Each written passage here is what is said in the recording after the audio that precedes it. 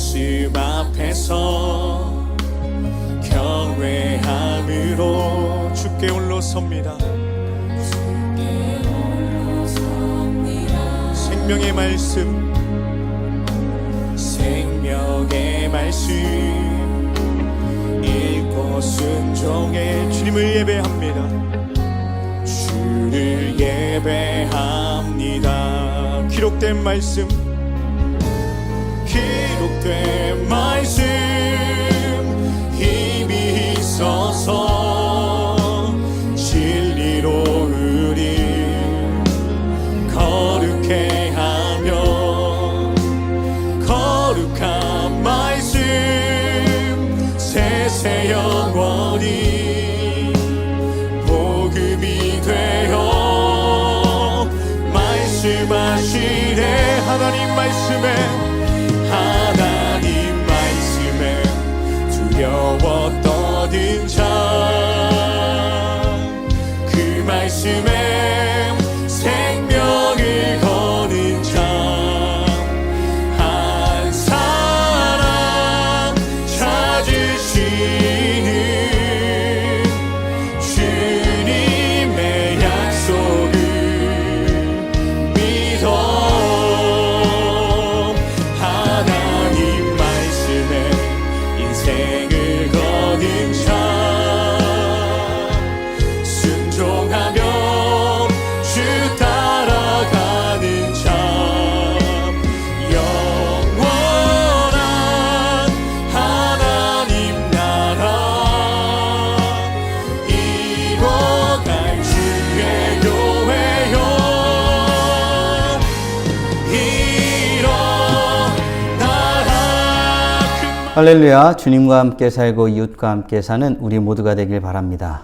날씨가 많이 추워졌습니다. 환절기인데 감기 걸리지 않도록 주의하면서 신앙생활 했으면 좋겠습니다. 환절기, 계절이 바뀔 때에 면역력이 떨어지고 그로 인하여 질병에 걸리는 경우가 많이 있습니다. 왜 그런 일이 벌어질까요? 변화 때문입니다. 달라짐으로 인하여서 약해지기도 하고 때로는 적응해야 되는 그 기간 안에 질병에 걸리기도 하는 것입니다. 변화가 있을 때 바로 그때 약해지는 부분이 있기 마련이기 때문에 그렇습니다. 하지만 그런 변화가 있을 때에도 평소에 단련을 잘 해놓으면 충분히 또 넉넉히 이겨내고 보낼 수 있는 것이 이 기간인 것 같습니다. 그런 의미에서 우리 안에도 대비가 필요하지 않을까라고 생각해 보았습니다. 교회가 시작되어지고 조금씩 하나님을 예배하고 찬양하는 것이 깊어지고 또 우리 안에 새로운 변화들을 모색하고 꿈꾸고 있는 이때에 이전에 하나님 앞에 나아가던 모습 그대로 주님 앞에 나아가고 평소에 하던 대로 그리고 더욱 주님 앞에 나아가 하나님 앞에 온전히 세움받는 우리가 되길 소원하는 함께 사는 교회였으면 좋겠습니다. 자주 주님 앞에 나아가 말씀을 묵상하고 기도를 하면서 나아갈 때 우리는 건강한 신앙생활을 할 수 있습니다. 이렇듯 인생을 살아가는 데 있어서 습관은 너무 중요합니다. 아울러서 또 중요한 것이 있는데 그것은 다름 아닌 태도입니다. 습관이 쌓여서 그 사람의 인격을 만들고 그 인격으로 발현되어지는 모습, 바로 태도를 말하는 것입니다. 그래서 흔히들 태도만 보아도 그 사람을 알 수 있다고 말하는 것입니다. 우리의 태도는 어떻습니까? 살아갈 때 어떤 자세로, 어떤 태도로 살아가고 사람들을 대하고 있습니까? 오늘 본문은 바울이 그 태도에 대한 내용을 다루고 있습니다. 바울이 영적 아들인 디모데에게 사역자로서의 태도에 대해서 말하고 있습니다. 성도들을 어떻게 대해야 하는지에 대한 태도를 가르쳐주고 있는 것입니다. 그런데 본문을 묵상하는 데 있어서 주의해야 될 것이 있습니다.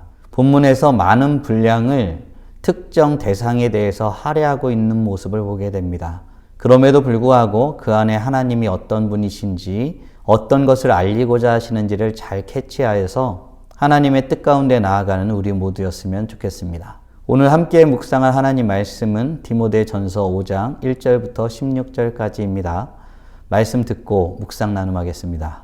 늙은이를 꾸짖지 말고 권하되 아버지에게 하듯하며 젊은이에게는 형제에게 하듯하고 늙은 여자에게는 어머니에게 하듯하며 젊은 여자에게는 온전히 깨끗함으로 자매에게 하듯하라. 참 과부인 과부를 존대하라. 만일 어떤 과부에게 자녀나 손자들이 있거든 그들로 먼저 자기 집에서 효를 행하여 부모에게 보답하기를 배우게 하라. 이것이 하나님 앞에 받으실 만한 것이니라. 참 과부로서 외로운 자는 하나님께 소망을 두어 주야로 항상 간구와 기도를 하거니와 향락을 좋아하는 자는 살았으나 죽었느니라. 내가 또한 이것을 명하여 그들로 책망받을 것이 없게 하라. 누구든지 자기 친족, 특히 자기 가족을 돌보지 아니하면 믿음을 배반한 자요 불신자보다 더 악한 자니라. 과부로 명부에 올릴 자는 나이가 60이 덜 되지 아니하고 한 남편의 아내였던 자로서 선한 행실의 증거가 있어 혹은 자녀를 양육하며 혹은 나그네를 대접하며 혹은 성도들의 발을 씻으며 혹은 환난당한 자들을 구제하며 혹은 모든 선한 일을 행한 자라야 할 것이요 젊은 과부는 올리지 말지니 이는 정욕으로 그리스도를 배반할 때 시집가고자 함이니 처음 믿음을 저버렸으므로 정죄를 받느니라. 또 그들은 게으름을 익혀 집집으로 돌아다니고 게으를 뿐 아니라 쓸데없는 말을 하며 일을 만들며 마땅히 아니할 말을 하나니 그러므로 젊은이는 시집가서 아이를 낳고 집을 다스리고 대적에게 비방할 기회를 조금도 주지 말기를 원하노라. 이미 사탄에게 돌아간 자들도 있도다. 만일 믿는 여자에게 과부 친척이 있거든 자기가 도와주고 교회가 짐짓지 않게 하라. 이는 참 과부를 도와주게 하려 함이라. 바울은 사랑하는 아들, 영적 아들 디모데에게 성도가 어떤 사람인가에 맞게 대하라고 조언하고 있습니다. 과연 뭐라고 말하고 있을까요? 1절, 2절 말씀으로 확인해 보겠습니다. 늙은이를 꾸짖지 말고 권하되 아버지에게 하듯하며 젊은이에게는 형제에게 하듯하고 늙은 여자에게는 어머니에게 하듯하며 젊은 여자에게는 온전히 깨끗함으로 자매에게 하듯하라. 아멘. 바울은 디모데에게 연령에 맞게 또 대상에 맞게 적절하게 대하라고 권면하고 있습니다. 늙은이를 꾸짖지 말라는 것입니다. 아버지 대하듯 하라는 것이죠. 젊은이에게는 형제 대하듯 하라고 가르쳐주고 있습니다. 늙은 여자에게는 어머니 대하듯 또 젊은 여자에게는 자매 대하듯 하라고 권면하고 있습니다. 이는 성도들의 인격과 그들의 삶을 존중하라는 뜻입니다. 말이 조금 어려운가요? 교회에서는 그 어떤 존재라도 무시받을 만한 사람은 없습니다. 그가 어떤 인생을 살았든 어떤 상태에 있든 그는 존중받아야 될 대상임을 기억하시길 바랍니다. 많이 배웠거나 그렇지 못하거나 많은 것을 가졌거나 그렇지 못하거나 상관없습니다. 어떠한 인생을 살았든 그 사람 자체만으로 존중받아야 한다는 뜻입니다. 모든 사람이 겪는 각자의 인생사, 그 인생사를 존중해야 된다는 뜻입니다. 바울은 지금 디모데에게 그 존재, 인격과 그의 삶이 어떻게 살았든 그 상태를 존중하라고 말하고 있는 것입니다. 그러면서 바울은 성도들에게 배우게 할 것이 있다고 가르치고 그것에 대해서 알려주고 있습니다. 무슨 내용일까요? 4절 말씀으로 확인해 보겠습니다. 만일 어떤 과부에게 자녀나 손자들이 있거든 그들로 먼저 자기 집에서 효를 행하여 부모에게 보답하기를 배우게 하라. 이것이 하나님 앞에 받으실 만한 것이니라. 아멘. 바울은 하나님 앞에 받으실 만한 것이 있고 그것을 디모데가 성도들에게 가르쳐야 한다고 알려주고 있습니다. 그 내용은 무엇입니까? 과부에게 자손, 손자가 있다면 그들로 하여금 그 과부를 섬겨 부모에게 보답하는 법을 배우게 하라는 것입니다. 바로 이것이 하나님 앞에 받으실 만한 것이라고 바울은 이야기하고 있습니다. 사랑하는 성도 여러분, 이 말의 뜻이 무엇입니까? 신앙과 부모에게 보답하는 것이 어떤 관계가 있기 때문에 이런 것일까요? 왜 그것이 하나님 앞에 받으실 만한 것이 될까요? 다름 아니라 신앙은 삶의 자리에서 태도로 나타나는 것이기 때문에 그렇습니다. 바울은 지금 그것을 알려주고 있는 것입니다. 하나님의 뜻은 무엇입니까? 하나님께서 세우신 공동체가 든든히 세워지는 것입니다. 연약하고 돌봄이 필요한 자들을 보살피고 그들을 돌아보는 것, 그것이 하나님께서 받으시길 원하시는 것입니다. 이런 하나님의 뜻은 찬송과 기도, 말씀이 흘러넘치는 예배당에서 또는 예배 시간에만 있는 것이 아닙니다. 바로 우리가 호흡하며 살아가는 삶의 자리에서 이루어지는 것입니다. 하나님의 구원이 단지 우리의 다음 생을 보장해 주는 것이 아니라 우리로 하여금 구원의 인생을 살아가도록 하는 데 있기 때문에 그렇습니다. 여러분은 구원을 받은 행복을 누리고 계십니까?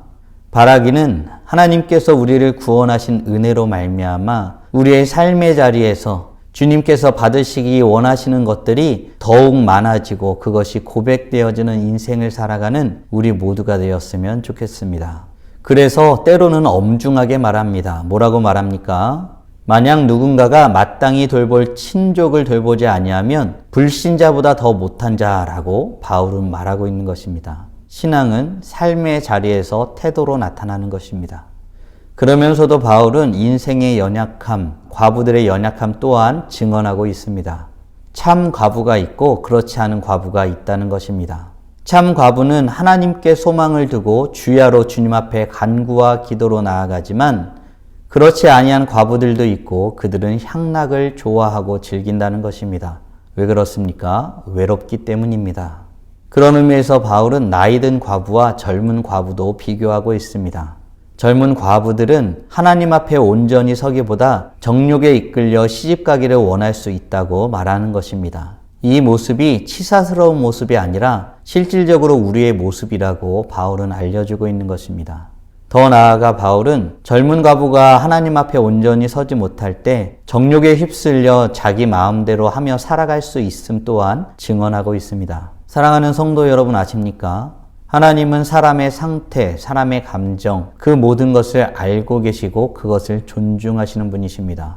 사람의 외로움을 외면하거나 무시하지 않고 그럴 수 있음을 말씀하고 계시는 것입니다. 그러면서도 사람이 정욕에 빠질 때 어떤 일들까지 할 수 있는지에 대해서도 말씀하고 있는 것입니다. 이런 상황에서 젊은 과부들이 어떻게 하면 더 좋을지에 대해서 바울은 대안을 제시하고 있습니다. 14절, 15절 말씀으로 확인해 보겠습니다. 그러므로 젊은이는 시집가서 아이를 낳고 집을 다스리고 대적에게 비방할 기회를 조금도 주지 말기를 원하노라. 이미 사탄에게 돌아간 자들도 있도다. 아멘. 젊은 과부, 대적들이 득실거리는 세상 가운데서 비방거리가 되지 않는 방법을 알려주고 있습니다. 시집을 가서 안정적으로 살아가라는 것입니다. 신앙생활은 무엇입니까? 신앙은 또 어떻게 우리의 삶에 나타납니까? 신앙은 삶의 자리에서 태도로 나타나게 되어져 있습니다. 그것은 목회자에게도 그러하고 성도들에게도 마찬가지인 것입니다. 사랑하는 성도 여러분, 오늘 우리는 바울이 디모데에게 성도들을 어떻게 대하여야 하는지와 성도들이 삶 안에서 신앙 가운데 어떤 태도를 가지고 살아가야 하는지, 구체적으로 과부를 어떻게 대하여야 하는지에 대한 내용을 묵상하였습니다. 바라기는 오늘도 우리의 신앙은 우리의 삶의 자리에서 나타남을 알고 우리의 삶의 태도를 하나하나 점검함으로 주님 앞에 온전히 서기를 힘쓰며 찬란하게 빛나는 우리 모두가 되길 주님의 이름으로 축원합니다. 다음 질문들을 통해 말씀을 정리하고 더 깊게 묵상해 보길 원합니다. 우리는 삶의 처지에 어려움을 겪을 때에 하나님 앞에 온전히 서지 못하면 정욕에 따라 살아가는 연약한 인생임을 믿으십니까? 그런 의미에서 우리는 우리의 신앙이 삶의 자리에서 태도를 통하여 나타남을 알고 하나님 앞에 온전히 서기를 힘쓰며 나아가길 원하십니까? 오늘도 삶의 자리에서 나타나는 태도를 점검함으로 우리의 신앙을 하나님 앞에 온전히 세워나가길 간절히 소원합니다. 다 함께 기도하겠습니다. 살아계신 하나님 감사합니다. 오늘도 복된 날을 허락하여 주시고 거룩하신 하나님의 말씀을 통하여서 깨닫고 고백하게 하심에 감사드립니다. 바울은 디모데에게 목회자로서 성도들을 어떻게 대하여야 할지, 과부들을 어떻게 대하여야 할지 가르쳐주고 있습니다. 이 과정을 통해서 확인하고 또 확인하게 되는 것은 신앙은 우리의 삶의 자리에서 나타난다는 것입니다. 하나님, 우리가 주님 앞에 우리의 삶의 태도를 점검하는 하루가 되게 하여 주시옵소서. 주님께서 원하시는 뜻을 이루기 위하여 우리의 삶의 태도를 점검하며 온전히 살아가기를 힘쓰는 그로 말미암아 찬란하게 빛나는 우리 모두가 되게 하여 주시옵소서. 오늘도 주님과 함께 살고 이웃과 함께 사는 우리 모두가 되길 간절히 소원합니다. 주님, 우리를 통해 영광받아 주시옵소서. 예수님의 이름으로 기도드리옵나이다. 아멘.